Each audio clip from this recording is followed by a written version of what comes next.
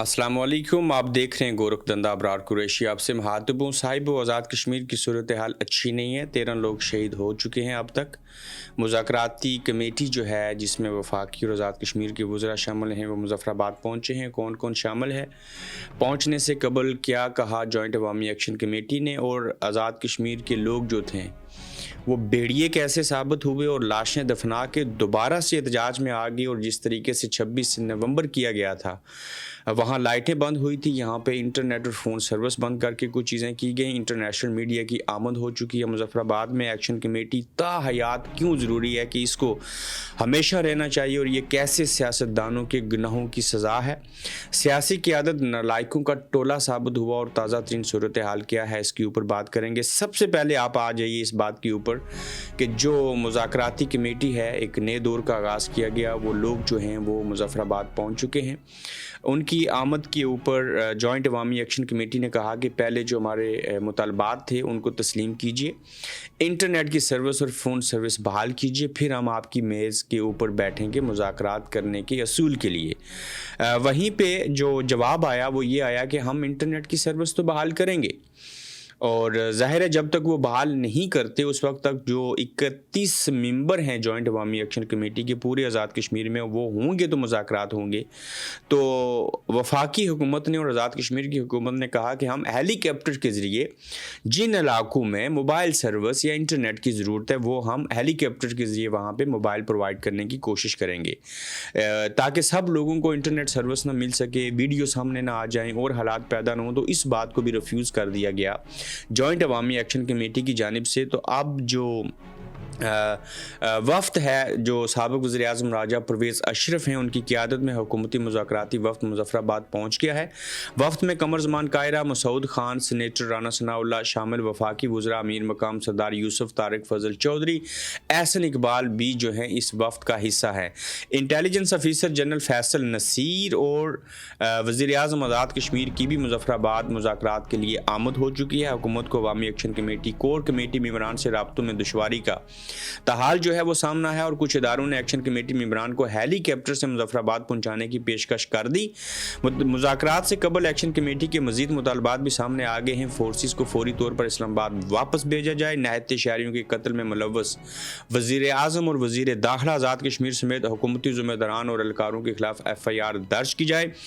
वज़ीर-ए-आज़म आज़ाद कश्मीर से इस्तीफ़ा, मुज़फ़्फ़राबाद के सेक्टर कमांडर को मुअत्तल करते हुए इंक्वायरी की जाए, मुतालबा किया गया है। और एक्शन कमेटी रहनुमाओं सैकड़ों ओवरसीज़ कश्मीरियों सहाफ़ियों के खिलाफ FIR की तरफ से ECL और व्हाट्सअप लिस्ट जो है वो क्लियर की जाएँ, ये उन्होंने मुतालबात रखे हैं। लेकिन अल्लाह करे कि ये मुज़ाकरात जो हैं वो इनका आगाज़ हो जाए, आगाज़ होने के बाद ये बातचीत हो जाए, बातचीत होने के बाद जो है ये मुज़ाकरात कामयाब हो जाएँ तो इसमें हुकूमत की, वफाकी हुकूमत की, आज़ाद कश्मीर की आवाम की जो है वो बेहतरी ही बेहतरी है।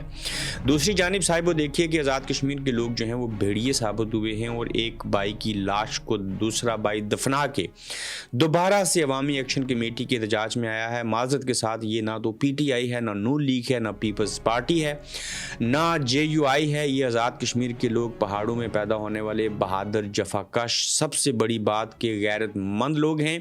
ये जब किसी बात को टान लेते हैं तो फिर आप 26 नवंबर की तरह रात को लाइटें बंद करके लोगों को मारें, या यहाँ पे इंटरनेट और फ़ोन सर्विस बंद करके मारें। ये लड़खड़ाएंगे नहीं, ये सामने डट जाएंगे, खड़े रहेंगे। इनकी हिस्ट्री देख लीजिए। इन्हीं आज़ाद कश्मीर के लोगों ने रावलाकोट के मकाम के ऊपर जब रतन सिंह, रंजीत सिंह, महाराजा हरी सिंह से पहले जो गुलाब सिंह हुआ करते थे, वो जो एक सियासतदान था 18वीं सदी के आखिर वाला, जो इंसाफ नहीं करता था, जब कश्मीर अपने तौर के ऊपर पाकिस्तान और भारत का बंटवारा होने से कबल भी ये कई सौ साल रियासत हुआ करती थी, तो उस रियासत का जो हुक्मरान था उस दौर में 18वीं सदी के आखिर में वो इंसाफ नहीं करता था। तो इन्हीं कश्मीरियों ने, रावलाकोट के लोगों ने जहाँ पे अपनी जिंदा खालें उतरवा दी थी, वहीं पे कुल्हाड़े का वार करके उस बादशाह को मार दिया था। मैं नहीं कहता वो अच्छा अमल था, लेकिन बात बताने की और समझाने की ये है कि ये लोग जो हैं वो गैरतमंद हैं, और गैरत का तकाजा ये होता है कि जब किसी काम کے لیے, کسی عمل کے لیے باہر نکلیں تو پھر ڈٹ جائیں. پھر یہ نہیں ہوتا کہ آپ کو لائٹیں بند کر کے گولیاں ماریں گے تو آپ تتر بتر ہو جائیں گے, بھاگ جائیں گے.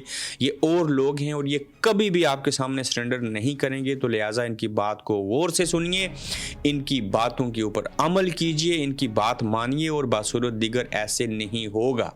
انٹرنیشنل میڈیا کی سنا ہے کہ مظفر آباد میں آمد ہو چکی ہے. ویسے بھی انٹرنیشنل میڈیا جو ہے وہ ان چیزوں کو رپورٹ کر رہا ہے. یہ ایک اچھا عمل ہے کہ وہاں پہ انٹرنیشنل میڈیا گیا, لیکن ایکشن کمیٹی کا تا حیات رہنا ضروری کیوں ہے, یہ بڑا اہم نقطہ ہے. اور خاص کر ایکشن کمیٹی کب, کیوں, کیسے, کس کی غلطیوں کی وجہ سے, وہ اہم عمل کون سا تھا جو 100 سال پیچھے کشمیر کے عوام کو لے کے گئی اور اس کے بعد یہ مرض وجود میں آئی.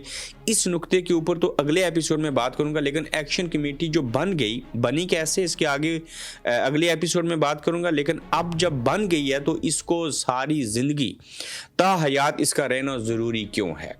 صاحبو, آپ دیکھیے کہ آزاد کشمیر کے اندر اگر کوئی شخص ہائیڈرو پاور پروجیکٹ کا یا ہائیڈرل کا وزیر ہے تو وہ جب پروجیکٹ لگا تو اس پروجیکٹ کے دوران جو انجینئر تھا اس نے اس پروجیکٹ کو بھی ڈیزائن کیا اور اس کے اندر سے جو کمیشن تھا, جو کرپشن تھی, اسی انجینئر نے اس سیاستدان کے گھر کا نقشہ بنا کے اسی کمیشن کے اندر سے اس کو محل بنا دیا. میرے چڑھوئی کی بات کریں تو وہاں پہ ریکارڈ کے اندر اربوں روپے کا کام ہو چکا ہے, لیکن عملی طور کے اوپر جو ہے وہ 30% کام بھی نہیں ہوئے یا 30% کہہ لیں ہو چکے. تو آزاد کشمیر کے اندر جب لوگوں کو آپ نے سیاستدانوں کے سامنے ذلیل و خوار کیا, جب سیاستدانوں نے اپنے حصے کا کام نہیں کیا, جس کی لاٹھی اس کی بھینس کے مستاق چیزیں ہو رہی تھی, تو پھر کیا ہوا کہ جب جوائنٹ عوامی ایکشن کمیٹی بنی, تو میں اب نام لے کے ایک چیز بتا دیتا ہوں کہ غلام مشتبہ کی مثال لے لیجئے جو دیر کوٹ سے ہیں, میری ان سے ملاقات ہوئی. ان کے ابا کا کیس 47 ایئرز سے جائیداد کا کیس چل رہا تھا. ان کے ابا کو مرے ہوئے 25 سال ہو چکے تھے, ٹوٹل اس کیس کو 47 سال ہو چکے تھے, وہ فیصلہ نہیں ہو رہا تھا. تو لہٰذا جب جوائنٹ عوامی ایکشن کمیٹی بنی تو اس کے بعد ان کے کیس کا بھی فیصلہ ہو گیا. کیوں؟ ڈر اور خوف آیا. ہمیں اس پولیس کو سدھارنا ہے, کہیں ایسے نہ ہو کہ لوگ الیکشن والے دن 2 لوگوں کی جان لے کے بھاگ جائیں, اور جب بھاگ جائیں تو اس کے بعد جو ہے وہ آزاد گھومتے پھرتے رہیں, لوگ جیلوں میں ہوں, وہاں سے الیکشن لڑیں اور جیت جائیں. انہیں معذرت کے ساتھ کوئی نہ کوئی پوچھنے والا ہونا چاہیے, اور وہ پوچھنے والا کون ہے؟ جوائنٹ عوامی ایکشن کمیٹی. دنیا میں اور مرنے کے بعد تو اللہ کی ذات اور فرشتے تو سختی سے پوچھیں گے. تو جوائنٹ عوامی ایکشن کمیٹی ان سیاستدانوں کے کردار کی, ان کے گناہوں کی سزا ہے جو یہ پیدا ہوئی. اور میری ذاتی رائے یہ ہے کہ اس جوائنٹ عوامی ایکشن کمیٹی کو گاؤں, تحصیل, ضلع اور کشمیر کی حد تک ہمیشہ تا حیات رہنا چاہیے, جو چیک اینڈ بیلنس کرے, ان لوگوں کو پوچھے.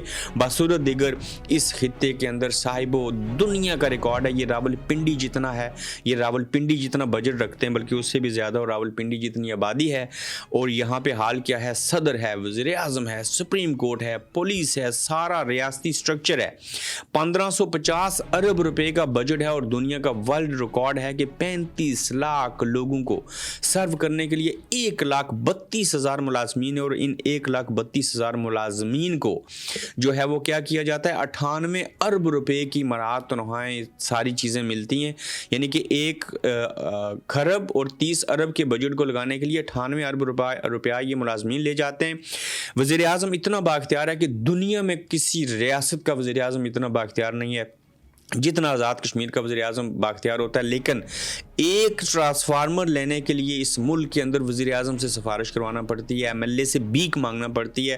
ان لوگوں کو انہوں نے بیکاری بنا دیا, اور آج انہوں نے کیا کہا, یہ لوگ جو ہیں وہ بھارت کے را کے ایجنٹ ہیں, یہ پیسے لیتے ہیں, سائفر لے کے آگے انہیں کہتے رہے عام عوام کون ہوتے ہیں, راجہ فاروق حیدر صاحب کے الفاظ ہیں. لیکن آج عام عوام نے ثابت کیا کہ یہ عام عوام ہی وہی ہیں جنہوں نے آپ کو ووٹ دیا, جنہوں نے آپ کو اسمبلی میں بھیجا. لیکن آپ اپنے بیٹے کو پبلک اکاؤنٹس کمیٹی کا چیئرمین بنانے کے لیے سودا بازی کرتے رہے. آپ ایک حوالدار کی دمکی کی مار ہیں, آپ کو ایک بریگیڈیئر چلا رہا ہوتا ہے. کیوں؟ یہ آزاد کشمیر کے سیاستدان سب بلیک میل ہیں. کیوں؟ کسی نے کوئی زناکاری کی ہوگی, بیشتر نے کرپشن کی ہوئی ہے, کسی کی ڈگری جعلی ہے. اور میں تھوڑی دیر پہلے میں نے سروے کیا, آپ یہ اسکرین شاٹ دیکھیے, 15 منٹ کے اندر 250 لوگوں نے جو ہے وہ اس کے اوپر لائک کیا.